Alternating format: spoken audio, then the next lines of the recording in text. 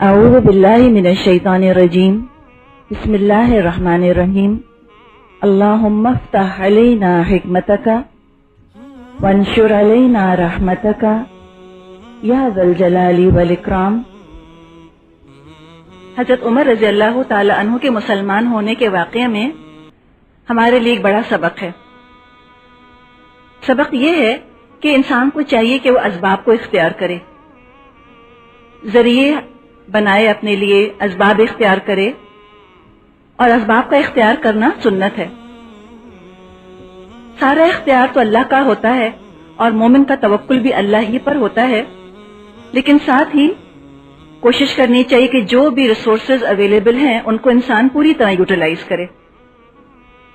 حضرت عمر کے مسلمان ہونے میں جو سبب تھا وہ دعا تھی۔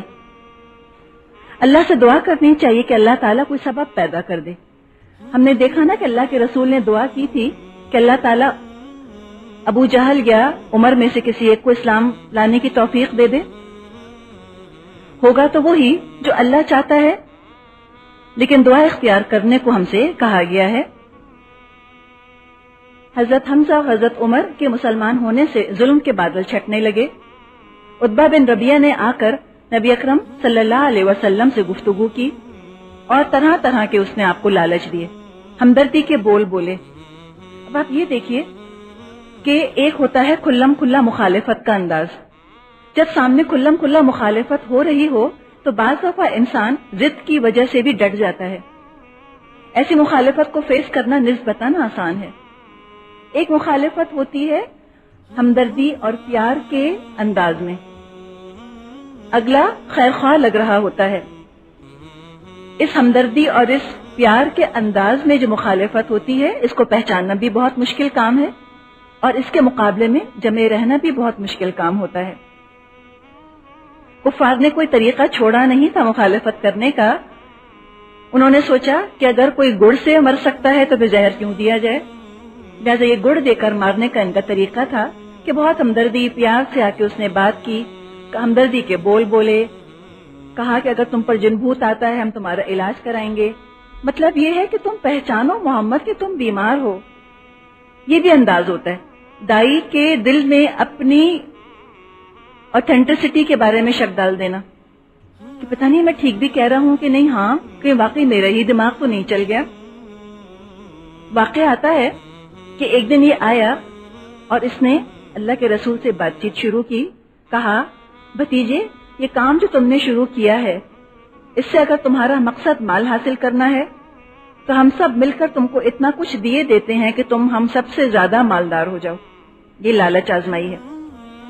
اگر اس سے اپنی بڑائی چاہتے ہو ہم تمہیں اپنا سردار بنا لیتے ہیں، کوئی معاملہ کوئی فیصلہ تمہارے بغیر نہ کریں گے۔ اقتدار کا لالچ دیا۔ اگر بادشاہی چاہتے ہو تم کو اپنا بادشاہ بنا لیں گے۔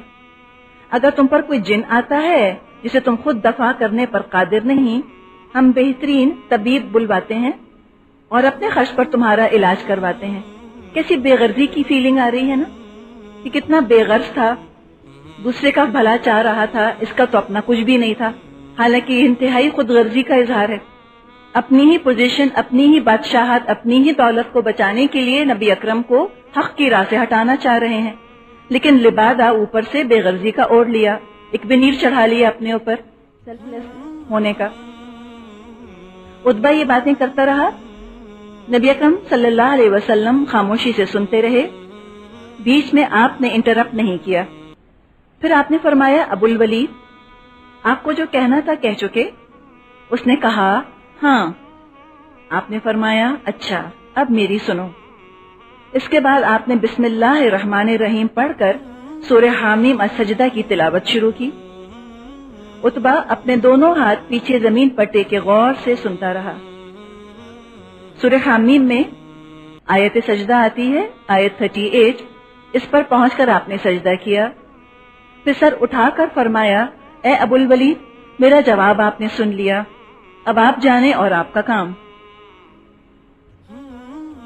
عتبہ اٹھ کر سرداران قریش کی مجلس کی طرف چلا تو لوگوں نے دور سے اس کو دیکھتے ہی کہا خدا کی قسم عتبہ کا چہرہ بدلا ہوا ہے، یہ وہ صورت نہیں ہے جس کو لے کر گیا تھا۔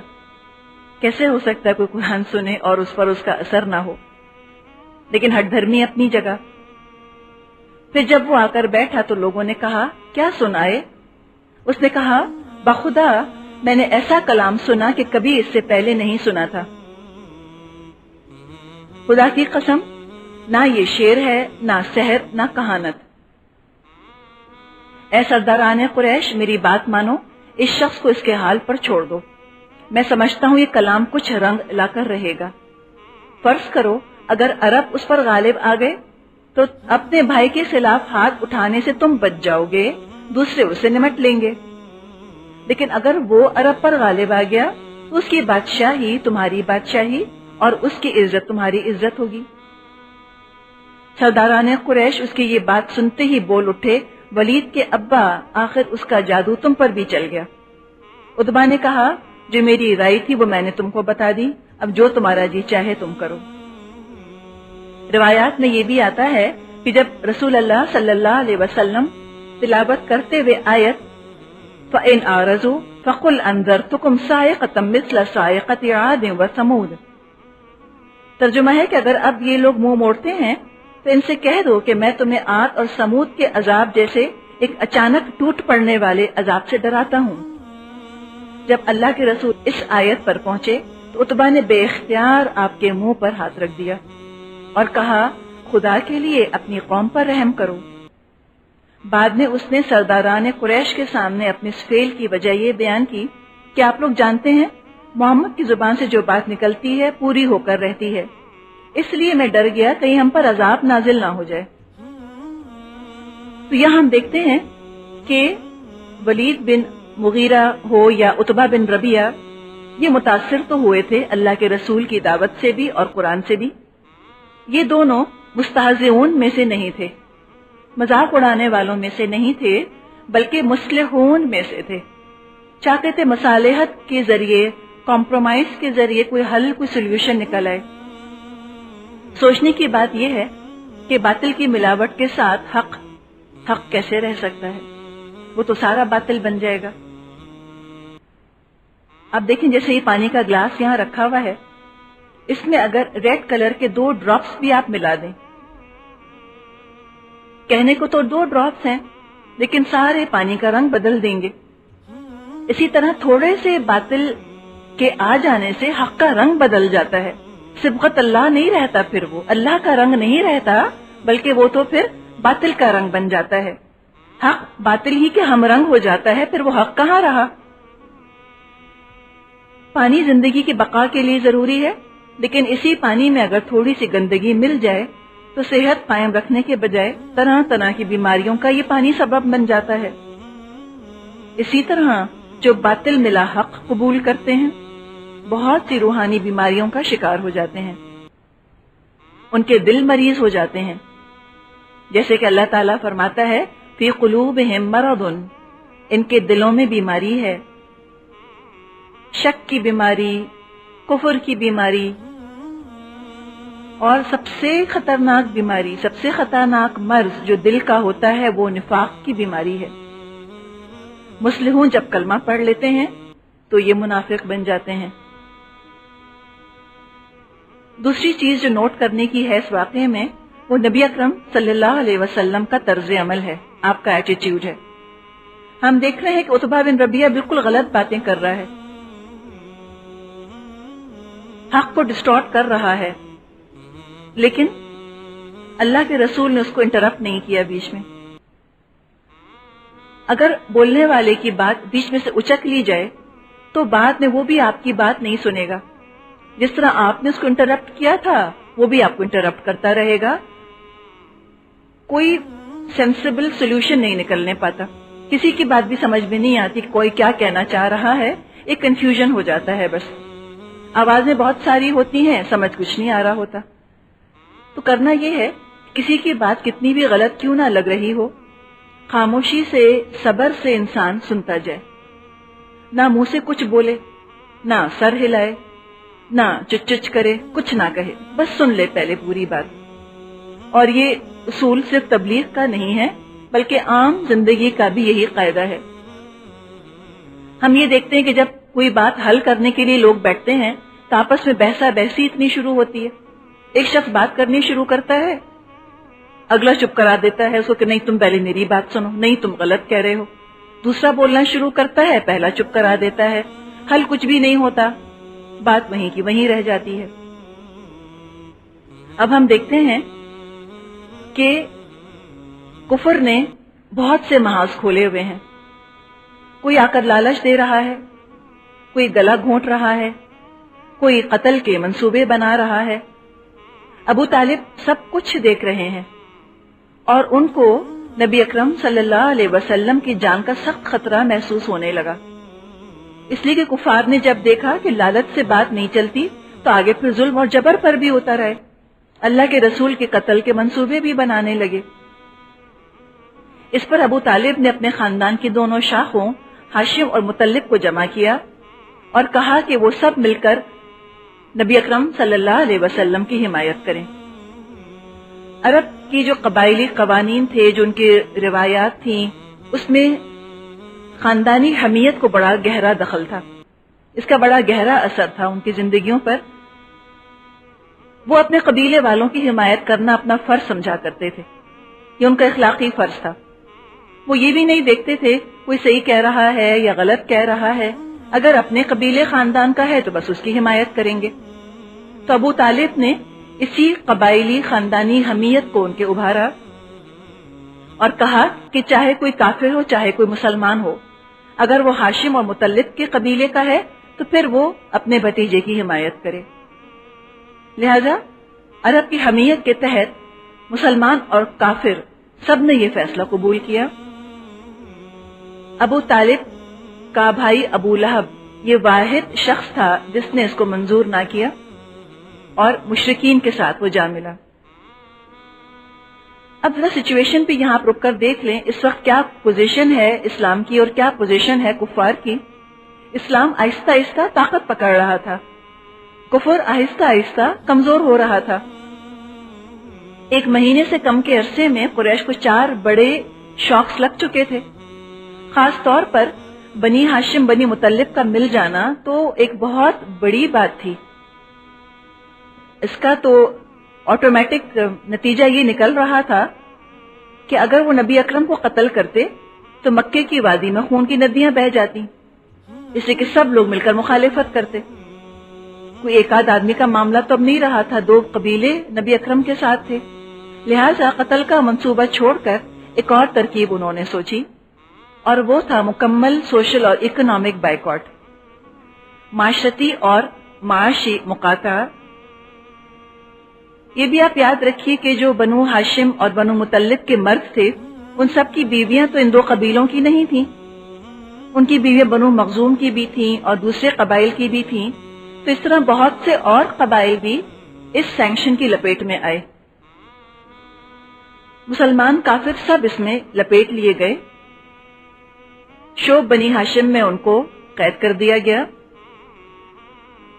بائیکاٹ یہ تھا کہ بنو ہاشم اور بنو مطلب سے شادی بیاہ کا معاملہ نہ کریں گے, خرید و فروخت نہ کریں گے, نہ ساتھ بیٹھیں گے, نہ گھر جائیں گے, نہ بات کریں گے, جب تک کہ وہ اللہ کے رسول کو قتل کے لیے ان کے حوالے نہ کر دیں اپنی مرضی سے, اپنی امان اپنی پناہ ان پر سے اٹھا لیں. یہ سارے شقیں لکھ کر, یہ سارے کلوزز لکھ کر خانہ کعبہ کے اندر لٹکا دی گئیں. نتیجے میں ابو لہب کے سوا بنو ہاشم اور بنو مطلب کے سارے افراد شعب ابی طالب میں بند ہو گئے. آغاز وحی کے 7ویں سال کا یہ واقعہ ہے اور یہ پہلا اکنامک سینکشن ہے جو کفار کی طرف سے مسلمانوں پر لگا. آج بھی ہم ان کی دشمنی اور بے رحمی کا یہی حال دیکھتے ہیں. ان کا موٹو آج بھی یہ ہے, اگر تم ہمارے ساتھ نہیں ہو ہم تمہارا کھانا پینا بند کر دیں گے. اور یہ بائیکاٹ 2-4 دن 2-4 مہینے نہیں چلا, پورے 3 سال تک یہ بائیکاٹ رہا. اس کی وجہ سے مسلمانوں پر فاقے آنے لگے. جو اناج کے قافلے آیا کرتے, اول تو قافلے والے دام بہت زیادہ لگاتے, مسلمان خریدنا چاہ بھی رہے ہوتے تو نہ خرید پاتے. اس مہنگائی کے حال میں بھی ابو بکر رضی اللہ تعالی عنہ نے بہت سا مال خرچ کیا اور بہت سا اناج خرید کر مسلمانوں پر صدقہ کیا. مشرکین یہ بھی کیا کرتے تھے کہ مہنگے داموں خریدنے کے لیے بھی مسلمانوں کو موقع نہیں دیتے تھے، پہلے ہی سارا خود خرید لیا کرتے تھے۔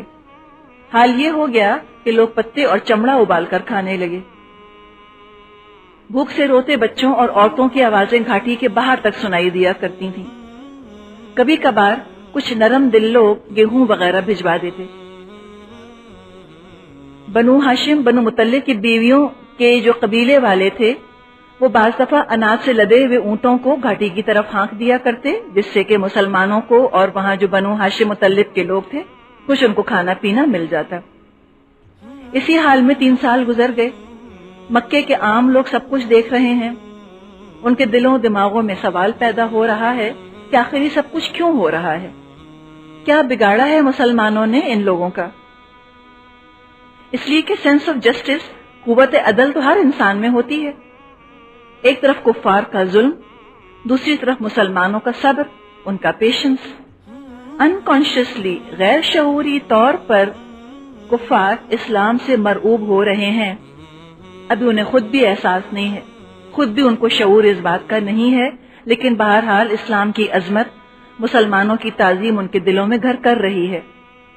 یہ مسلمانوں کی قربانیوں کا اور اعلیٰ کردار کا مظاہرہ تھا، جس کا نتیجہ فتح مکہ کے موقع پر یہ نکلا کہ سب کے سب مکے والے مسلمان ہو گئے۔ ایک طرف مسلمانوں کا کردار اور دوسری طرف قرآن کی آیات جو وہ سن رہے تھے ان کے دماغوں میں تو گونجتی ہی تھیں۔ تو فتح مکہ کے موقع پر ان کو مسلمان ہونا کوئی سڈن نہیں تھا، اچانک نہیں ہو گیا۔ ان کے دل دراصل پہلے ہی مسلمان ہو چکے تھے، بس ذرا سا وقت ان کو درکار تھا۔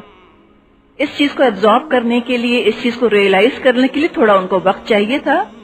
جب وہ وقت گزر گیا تو وہ سیدھے راستے پر آ گئے۔ یہی اسلام کی میتھڈالوجی رہی، یہی اسلام کا طریقہ رہا۔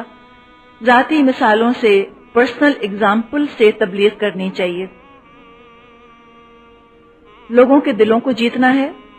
قرآن ان کی عقلوں کو قائل کرتا ہے، دلوں کو مائل بھی کرتا ہے، اور یہی طریقہ پائیدار ہوتا ہے۔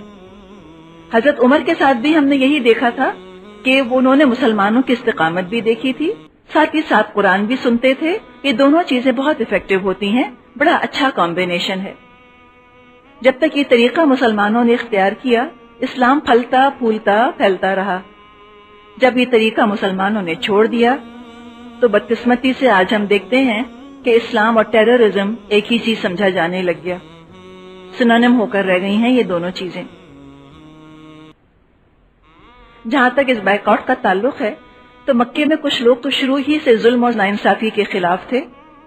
اب انہوں نے باقاعدہ بھاگ دوڑ شروع کی کہ کسی طرح اس بائیکاٹ کا خاتمہ کیا جائے۔ زہیر ابو طالب کا بھانجا تھا۔ ہاشم اور متم بن عدی اور ابو البختری، یہ ابو البختری جو ہیں حضرت ختیجہ کے بھتیجے تھے، انہوں نے آپس سے مل کر کہا کہ رشتہ داریاں توڑنے والے اور ظلم کرنے والے صحیفے کو پھاڑ دینا چاہیے۔ یہ سننا تھا کہ ابو جہل مخالفت پر اتر آیا۔ ابھی ان کی آپس میں یہ بحث چلی رہی تھی کہ ابو طالب آ گئے۔ وہ تو گھاٹی میں بند تھے نا، لیکن وہ یہاں آئے تھے، اور ان کے آنے کی وجہ یہ تھی کہ اللہ کے رسول نے بتایا تھا کہ اللہ تعالیٰ نے صحیفے پر کیڑے بھیج دیے ہیں۔ یہ بات انہوں نے قریش کو آ کر بتائی اور کہا کہ میرے بھتیجے نے یہ خبر دی ہے، اور کہا کہ اگر میرا بھتیجا جھوٹا ہوا تو ہم تمہارے اور اس کے درمیان سے ہٹ جائیں گے، اگر وہ سچا ثابت ہوا تو تمہیں اپنے بائیکاٹ سے باز آنا ہوگا۔ قریش نے کہا کہ ہاں ٹھیک ہے، یہ آپ انصاف کی بات کر رہے ہیں۔ متم بن عدی نے جا کر دیکھا تو واقعی کیڑوں نے اس صحیفے کو کھا لیا تھا، صرف بسمک اللہم رہ گیا تھا، اللہ کا نام باقی رہ گیا تھا، اور جہاں جہاں اللہ کا نام تھا وہ کیڑوں نے نہیں کھایا تھا۔ جب یہ دیکھا تو صحیفہ پھاڑ دیا گیا اور مسلمان گھاٹی سے باہر نکل آئے۔ آزمائشوں کی بھٹی سے گزر کر وہ اور نکھر گئے تھے، اور یہی مومن کی شان ہوتی ہے کہ آزمائشوں سے وہ دل تھوڑا نہیں کرتا، پیچھے لوٹنے کی فکر نہیں کرتا، بلکہ وہ اور جم جاتا ہے اور خالص ہو کے نکھر آتا ہے۔ آزمائشوں کے بعد ہی اللہ کی مدد بھی آتی ہے۔ تو جہاں مومنوں کا ایمان زیادہ پختہ ہوا، وہاں کفار اپنے کفر میں اور زیادہ اڑ گئے۔ اس وقت تک ابو طالب 80 سال سے اوپر کے ہو چکے تھے۔ کئی سال کی ذہنی پریشانی اور فکروں نے ان کو بہت کمزور کر دیا تھا۔ رہی صحیح کسر قید نے پوری کر دی۔ آسان کام تو نہیں تھا 3 سال تک بھوکے پیاس سے اتنی سختیاں برداشت کرنا۔ عمر بھی اتنی ہو چکی تھی، چند مہینے بعد بیمار پڑ گئے۔ صحیح بخاری میں روایت ہے کہ جب ابو طالب کی وفات کا وقت آیا، نبی اکرم صلی اللہ علیہ وسلم ان کے پاس تشریف لے گئے۔ اس وقت وہاں ابو جہل بھی موجود تھا، کچھ اور لوگ بھی موجود تھے کفار میں سے۔ اللہ کے رسول نے فرمایا، چچا جان آپ لا الہ الا اللہ کہہ دیجئے، بس ایک کلمہ جس کے ذریعے میں اللہ کے پاس آپ کے لیے حجت پیش کر سکوں گا۔ ابو جہل اور عبداللہ بن امیہ نے کہا، ابو طالب کیا عبد المطلب کی ملت سے رخ پھیر لوگے؟ پھر یہ دونوں برابر اس بات کو کہتے رہے، یہاں تک کہ آخری بات جو ابو طالب نے لوگوں سے کہی وہ تھی عبد المطلب کی ملت پر۔ روایات میں تو یہی آتا ہے کہ آخری دم تک ابو طالب نے اسلام قبول نہیں کیا۔ اللہ کے رسول نے فرمایا، جب تک میں روک نہ دیا جاؤں اس وقت تک ان کے لیے دعائے مغفرت کرتا رہوں گا۔ اللہ کے رسول ان کے لیے استغفار کرتے رہے، یہاں تک کہ سورہ توبہ کی آیت 113 نازل ہوئی، جس میں استغفار سے آپ کو روک دیا گیا۔ یہ 10 نبوی کا واقعہ ہے۔ کچھ ہی عرصے میں نبی اکرم صلی اللہ علیہ وسلم کو ایک اور بہت بڑا صدمہ سہنا پڑا۔ زندگی کی ساتھی، سب سے بڑھ کر ہمدرد اور آپ کی غمگسار ہستی، آپ کی اپنی بیوی حضرت خدیجہ رضی اللہ تعالی عنہا دنیا سے رخصت ہو گئیں۔ عمر 65 سال تھی، 25 سال کوارٹر سینچری آپ کے ساتھ رہی تھیں۔ حضور کو رنج پہنچتا تو تڑپ اٹھتی تھیں، مخالفتوں میں شوہر کی ہمت بندھاتی تھیں، تبلیغ میں آپ کی مددگار تھیں۔ مشکل ترین حالات میں انہوں نے نبی اکرم صلی اللہ علیہ وسلم کا حوصلہ بلند رکھا تھا۔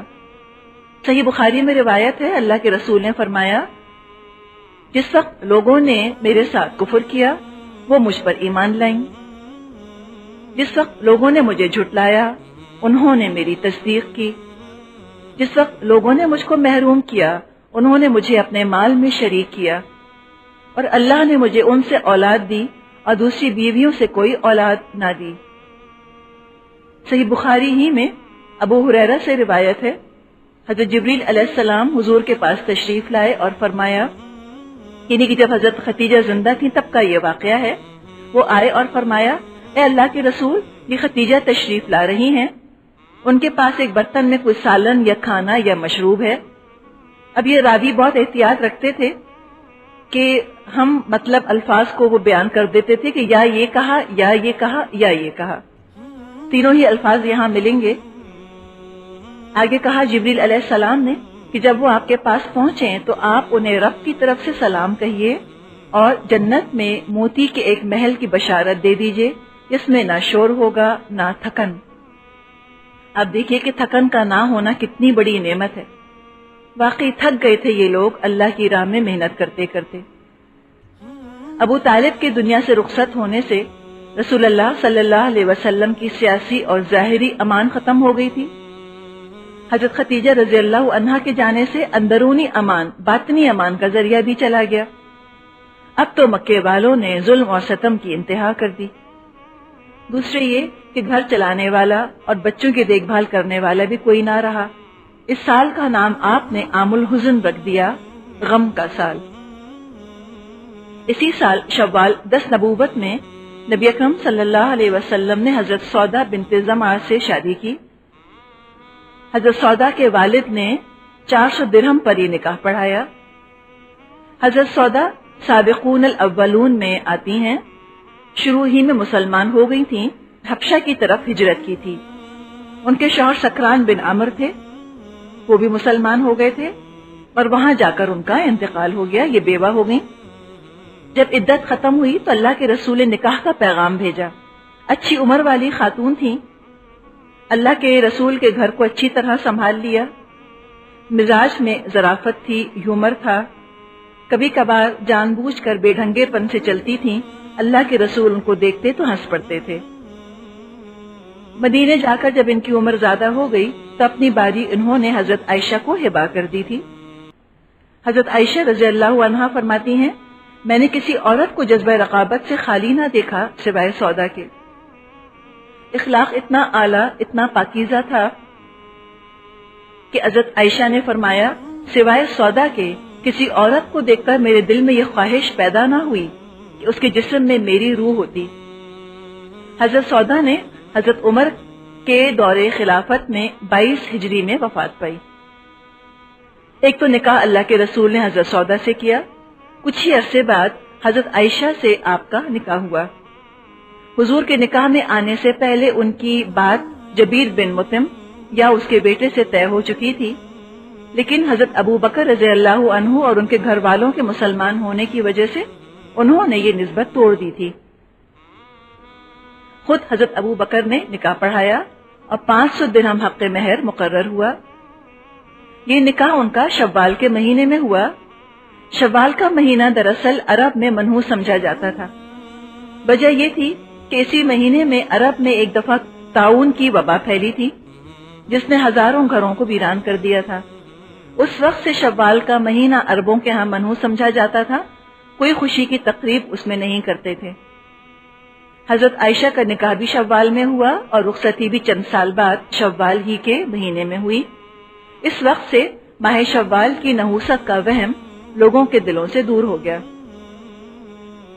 حضرت عائشہ سے نکاح کی بشارت رسول اللہ صلی اللہ علیہ وسلم کو خواب میں ہو چکی تھی۔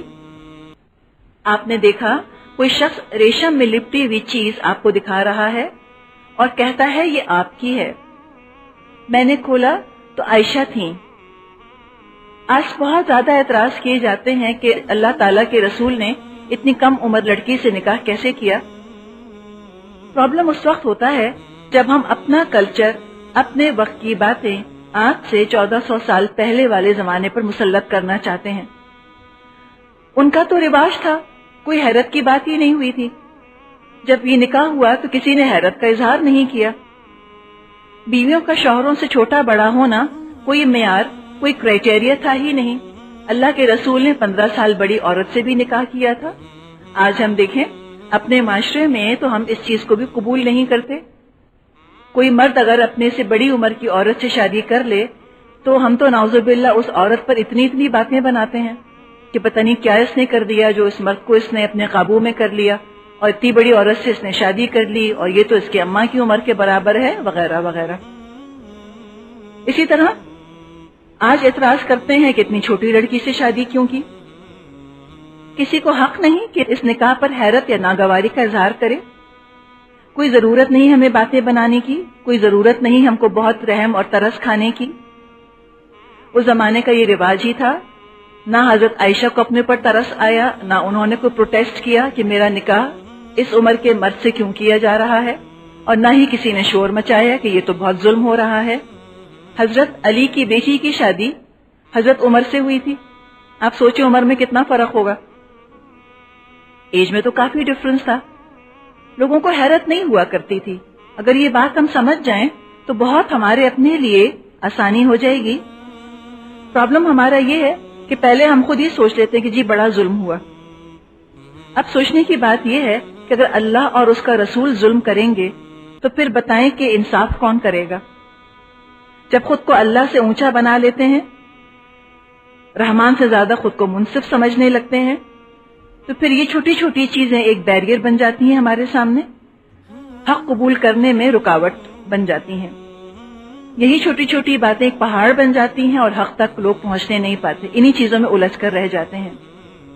آکسفورڈ ڈکشنری آف بائبل کہتی ہے کہ حضرت مریم علیہ السلام 12 یا 14 سال کی تھیں جب حضرت عیسیٰ علیہ السلام پیدا ہوئے۔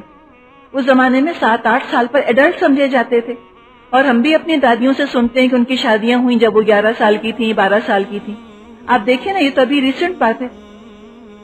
چائلڈہڈ کا کنسیپٹ جو آج کل بہت زیادہ عام ہے، یہ کنسیپٹ بھی ریسنٹ ہے بالکل۔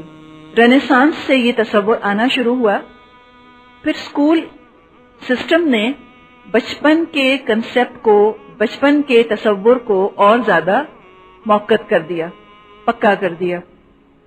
اب تو پیدائش سے لے کر 25 سال کی عمر تک بچے ہی سمجھے جاتے ہیں۔ سوچنے کی بات یہ ہے کہ جب ایک ایج پر فزیکل پیوبرٹی حاصل ہو جاتی ہے تو کیا وجہ ہے کہ ہم ان کو ذہنی طور پر میچور نہ ہونے دیں؟ جب جسمانی بلوغت ہو گئی ہے تو ذہنی طور پر بھی ان کو بالغ ہونے دیں. ان کے راستے میں رکاوٹ لگاتے ہیں، ان کو بچہ بچہ بنا کے رکھتے ہیں.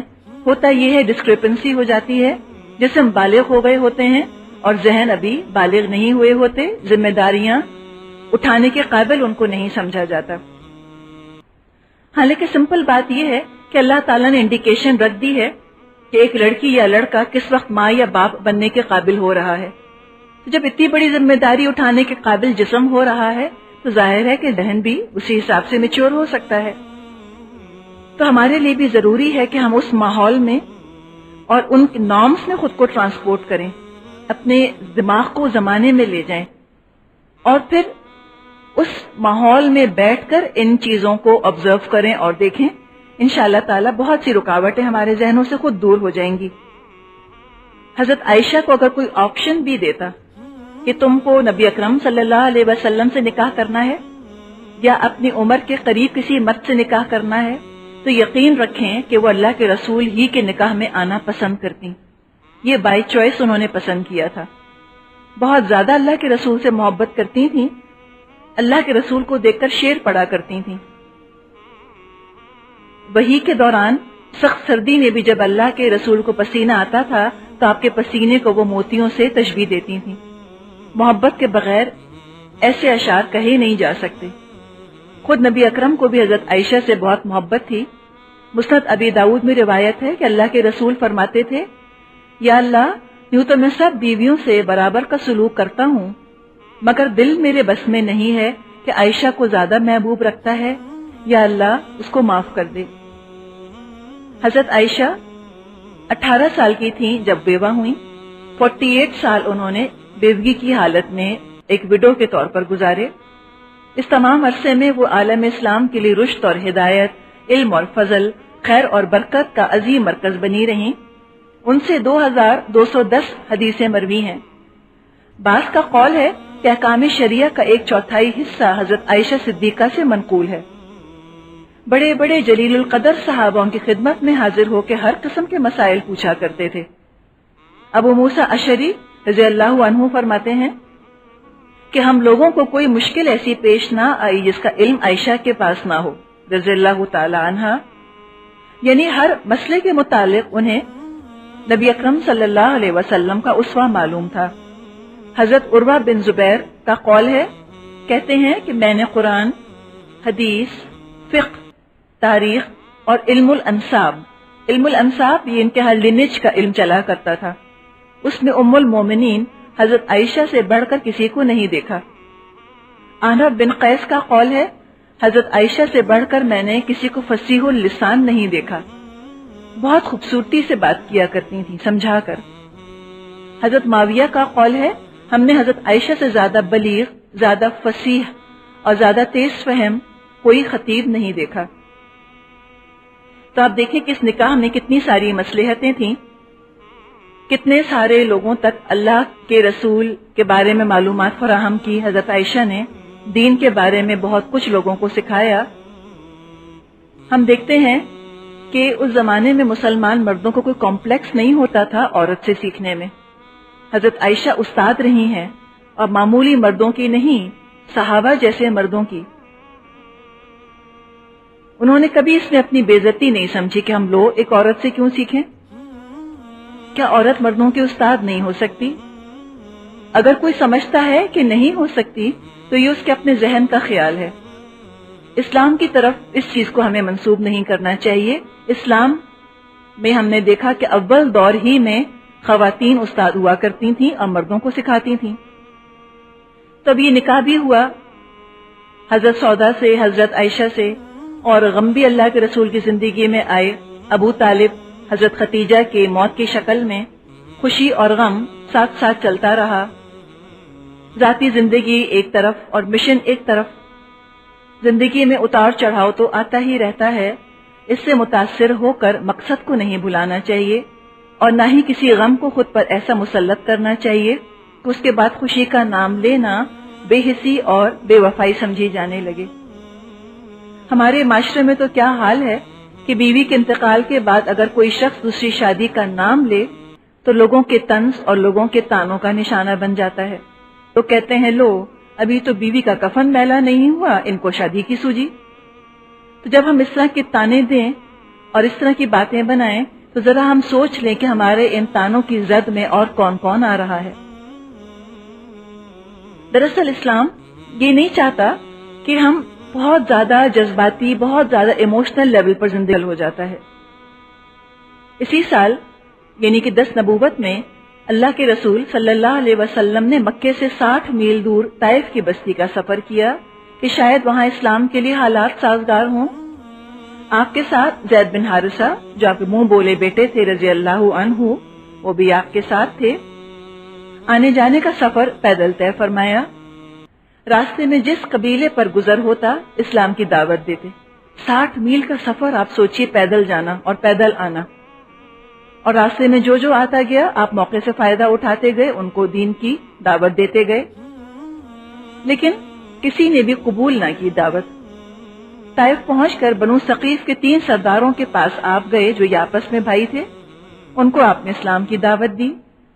جواب میں ان میں سے ایک نے کہا کہ اللہ کو تمہارے علاوہ کوئی نہ ملا. استہزاء کا انداز ہے، مذاق اڑانے والا. کسی نے کہا میں تم سے ہرگز بات نہ کروں گا. اگر تم واقعی پیغمبر ہو تو تمہاری بات ٹھکرانا میرے لیے خطرناک ہے، اور اگر تم جھوٹے ہو تو میں جھوٹوں سے بات ہی نہیں کرتا. کتنا دل توڑنے والا جواب ہے جو سب کی طرف سے ملا.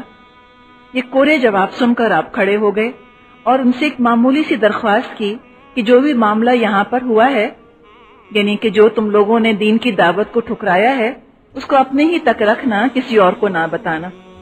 اس لیے کہ ہوتے ہوتے کہیں مکے تک بات نہ پہنچ جائے. مکے والے تو پہلے دشمن بنے بیٹھے تھے. مزید ہنسی اڑتی اور ان کو موقع ملتا اللہ کے رسول کو تنگ کرنے کا. تو یہ معمولی سی آپ نے درخواست ان سے کی کہ دیکھو کسی کو میری اس ناکامی کے بارے میں بتانا مت. یہ دنیاوی طور پہ تو بہرحال ایک ناکامی ہی ہم کہیں گے اس واقعے کو. 10 روز آپ نے طائف میں قیام کیا. ایک سردار کے پاس گئے لیکن مایوسی کے سوا کچھ ہاتھ نہ آتا تھا. سب نے کہا کہ تم ہمارے شہر سے نکل جاؤ. آپ نے واپسی کا ارادہ فرمایا تو انہوں نے شہر کے بدماشوں کو آپ کے پیچھے لگا دیا. وہ گالیاں دیتے، شور مچاتے، تالیاں پیٹتے آپ کے پیچھے لگ گئے. تھوڑی ہی دیر میں اتنی بھیڑ جمع ہو گئی کہ دونوں طرف لائن لگ گئی. بیچ میں سے اللہ کے رسول زید بن حارثہ گزر رہے ہیں. ادھر بھی لوگ کھڑے ہیں، ادھر بھی لوگ کھڑے ہیں، ہنس رہے ہیں، برا بھلا کہہ رہے ہیں. کیا کیفیت ہوئی ہوگی. گالیوں اور بدزبانی کے ساتھ ان کے پھر ہاتھ بھی چلنے لگے اور وہ پتھروں کی بارش اللہ کے رسول پر برسانے لگے. اینکل کی ہڈیوں کو خاص طور پر تاک تاک کر نشانہ بنا رہے تھے. نازک ہوتی ہے، چوٹ بھی بہت زور کی لگتی ہے اس کے اوپر. اتنے پتھر مارے اور اتنے آپ کے پیروں میں زخم آئے کہ جوتے خون سے بھر گئے. زید بن حارثہ اکیلے کیا کر سکتے تھے؟ ہر طرف سے آپ کو پتھروں سے بچانے کی کوشش کر رہے تھے. اسی کوشش میں ان کے سر میں بھی کئی چوٹیں آئیں اور یہ سارا پرسیکیوشن زبانی اور ہاتھوں کا 3 میل تک ہوتا رہا، یہاں تک کہ آپ طائف سے باہر آ گئے. آپ ایک باغ میں پہنچے تو بھیڑ واپس چلی گئی. نڈھال ہو کر آپ انگور کی بیل کے سائے میں بیٹھ گئے. جسم آپ کا زخمی تھا. 10 دن کی کوشش کے باوجود ناکامی کا سامنا تھا. اور پھر اجنبی شہر میں جو بے عزتی لوگوں کے ہاتھوں ہوئی تھی، ایسی تو کبھی مکہ میں بھی نہیں ہوئی تھی. غم اور افسوس، دل دکھا ٹوٹا ہوا. شکوہ سننے والا کوئی نہیں. کس کے سامنے شکوہ کرتے؟ اپنا رب تھا، اسی کے سامنے اللہ کے رسول نے اپنا دل کھول دیا. فرمایا اللہم الیک اشکو ضعف قوتی وقلت حیلتی وہوانی علی الناس یا ارحم الراحمین انت رب المستضعفین وانت ربی الی من تکلنی الی بعید یتجاہمنی ام الی عدو ملکتہ امری ان لم یکن بک علی غضب فلا ابالی ولكن عافيتك هي أوسع لي اعوذ بنور وجهک الذی اشرقت له الظلمات وصلح علیہ امر الدنیا والآخرہ من ان ينزل بی غضبک او یحل علی سخطک لک العتبى حتی ترضى ولا حول ولا قوت الا بک۔ فرمائے اے اللہ میں تجھ سے اپنی کمزوری اور بے بسی اور لوگوں کے نزدیک اپنی بے قدری کا شکوہ کرتا ہوں۔ یا ارحم الراحمین، تو کمزوروں کا رب ہے اور تو ہی میرا بھی رب ہے۔ تو مجھے کس کے حوالے کر رہا ہے؟ کیا کسی بیگانے کے جو میرے ساتھ سختی سے پیش آئے، یا کسی دشمن کو تو نے میرا مالک بنا دیا ہے؟ اگر مجھ پر تیرا غضب نہیں تو کوئی پرواہ نہیں۔ یہ آپ دیکھیے مومن کی شان ہے، مشکلات آئیں زندگی میں کوئی بات نہیں، اگر اللہ ناراض نہیں ہے، خالی آزمائش کے طور پہ مشکلات آ رہی ہیں تو انسان کو دل تھوڑا نہیں کرنا چاہیے۔ یہ اللہ کے رسول نے فرمایا کہ یہ جو مشکلات مجھ پر آئی ہیں، اگر یہ تیرے غضب کا اظہار نہیں ہے، تیری ناراضگی کا اظہار نہیں ہے تو مجھے پرواہ نہیں، لیکن تیری عافیت میرے لیے زیادہ اچھی ہے۔ میں تیرے چہرے کے اس نور کی پناہ چاہتا ہوں جس سے تاریکیاں روشن ہو گئیں اور جس پر دنیا اور آخرت کے معاملات درست ہو گئے۔ میں تیرے چہرے کے نور کی پناہ چاہتا ہوں کہ تو مجھ پر اپنا غضب نازل کرے یا تیرا عطاب مجھ پر وارد ہو۔ تیری رضا مجھ کو مطلوب ہے یہاں تک کہ تو خوش ہو جائے، اور تیرے بغیر کوئی زور اور کوئی طاقت نہیں۔ بہت خوبصورت دعا ہے، یہ دعا مستضعفین کہلاتی ہے۔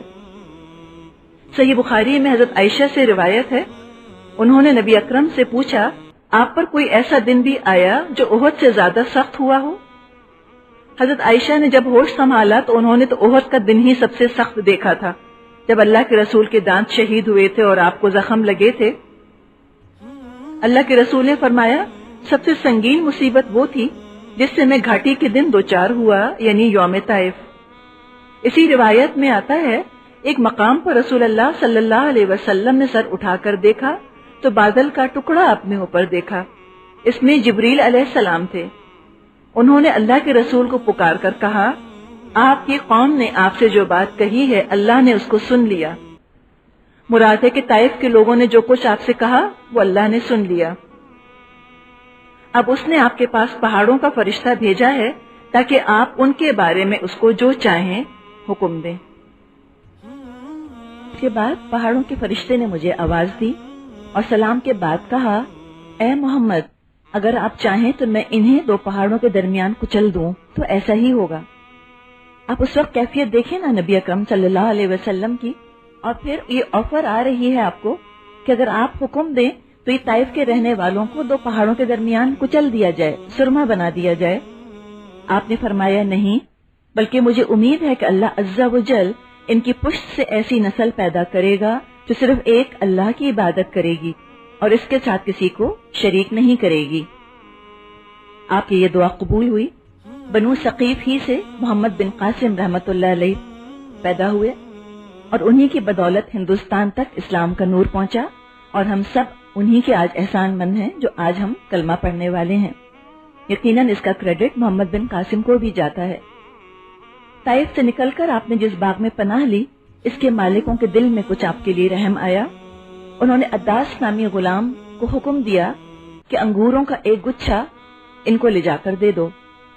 نبی اکرم صلی اللہ علیہ وسلم آپ دیکھیں نا کہ وہ کیا حال ہوگا، مٹی اور دھول سے اٹے ہوئے اور پاؤں ان کے خون سے بھرے ہوئے، پھر بھی آپ وہاں پر بیٹھ گئے اور بسم اللہ پڑھ کر آپ نے وہ انگور کھانے شروع کیے۔ عداس نے کہا اس علاقے کے لوگ تو یہ بات نہیں بولتے۔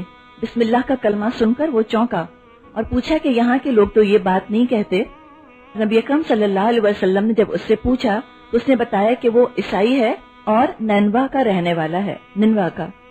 تو رسول اللہ صلی اللہ علیہ وسلم نے فرمایا اچھا تو یونس بن متا کی بستی کے رہنے والے ہو؟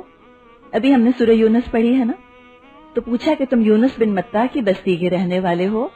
بولا آپ یونس بن متا کو کیسے جانتے ہیں؟ رسول اللہ نے فرمایا وہ میرے بھائی تھے، وہ نبی تھے اور میں بھی نبی ہوں۔ یہ سن کر عداس نے آپ کے سر اور ہاتھ اور پاؤں کو بوسہ دیا، بے ساختہ طور پہ وہ آپ کو چومنے لگ گیا کہ اپنے نبی کو نہیں چوم سکتا تو یہ تو انہی کے بھائی ہیں، اور اپنے مالکوں سے کہا کہ زمین پر اس شخص سے بہتر اور کوئی نہیں. سردار نہیں پہچانے اور غلام پہچان گیا تو یہ ہدایت تو مال دولت پوزیشن پاور نہیں دیکھتی